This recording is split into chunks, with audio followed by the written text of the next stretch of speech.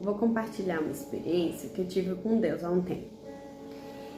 Eu tinha perdido o foco de fazer a minha dieta, né? E quando foi um tempo atrás, né? Eu tava falando com Deus, pedindo a Ele para Ele me ajudar a eu voltar, porque eu passo mal, sinto algumas coisas assim, né? E eu fui numa loja fazer uma devolução. E quando eu cheguei lá, me deparei com uma moça que ela tinha várias manchas no rosto. E eu tenho algumas manchas no rosto. Às vezes aparece, às vezes não, né? Porque eu coloco um filtro, né? Senão vai assustar vocês aí do outro lado. Mas enfim. Aí eu peguei e falei com Deus, né? Nossa, aquela moça tem muito mais mancha do que eu. Aí eu falei assim, nossa, pai, eu fico incomodada, imagine ela, né? Falei assim com Deus.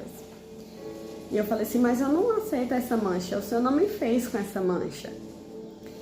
E daí, eu conversando sobre isso com Deus, Deus falou assim comigo, eu também não fiz vocês com o pecado. E o corpo, ele foi feito, e o alimento foi feito para nutrir o corpo. E você não está comendo para nutrir o corpo. Você está comendo para satisfazer a sua carne. Por isso que você não consegue voltar ao foco da sua dieta. Porque você está se alimentando para satisfazer a sua carne.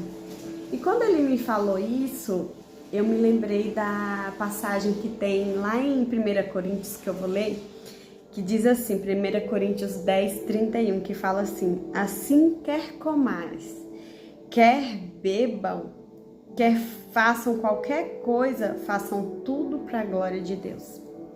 Então nós vemos, quando Deus me falou isso, eu fiquei muito constrangida, porque eu me deparei que era para isso mesmo. Eu estava me alimentando para satisfazer a vontade da minha carne, não para nutrir o meu corpo. Então, a gente fala sobre pecado e vê que o pecado, é coisa grande, como adultério, como traição, como roubo, como matar, como essas coisas a gente vê. Mas o pecado, ele vai mais além. Por exemplo, a glutonaria, né, que é comer em excesso além do que o nosso corpo precisa, né? Isso é pecado também, é a gula, né? E muitas vezes nós comemos o que o nosso corpo não precisa, o que o nosso corpo não tem necessidade.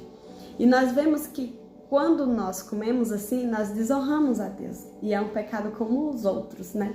Pense nisso, medite nisso.